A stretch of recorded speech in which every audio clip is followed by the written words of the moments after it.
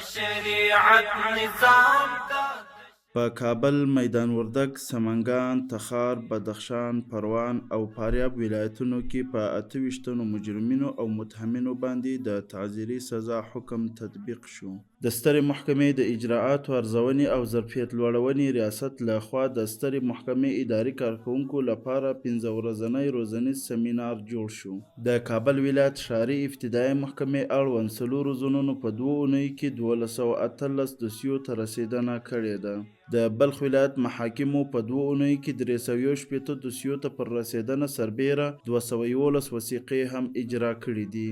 د کونړ ولایت محاکمو په یوه میاشت کې 240 دوسیو ته پر رسیدنه سربیره 259 وثیقې هم اجرا کړي دي. د زابل ولایت محاکمو په 2 اونیو کې 22 دوسیو ته پر رسیدنه سربیره 45 وثیقې هم اجرا کړي دي. د کابل ولایت مرافعه د نشهیي توکو او مسکراتو څخه د مخنیوي ابتدایه او اختصاصي محاکمو په 2 اونیو کې 1500 دوسیو ته رسیدنه کړې ده. د بامیان ولایت محاکمو په 2 اونیو کې 101 دوسیو ته پر رسیدنه سربیره 78 وثیقې هم اجرا کړي دي. د سمنګان ولایت محاکمو په 2 اونیو کې 179 دوسیو ته پر رسیدنه سربیره 102 وثیقې هم اجرا کړي دي. د کندوز ولایت محاکمو په 2 اونیو کې 899 دوسیو ته پر رسیدنه سربیره 480 وثیقې هم اجرا کړي دي.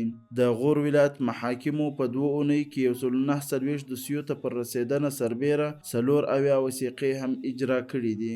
د پروان ولایت محاکمو په 2 اونیو کې 283 دوسیو ته پر رسیدنه سربیره 129 وثیقې هم اجرا کړي دي. د تخار ولایت محاکمو په یوه میاشت کې 846 دوسیو ته پر رسیدنه سربیره 343 وثیقې هم اجرا کړي دي.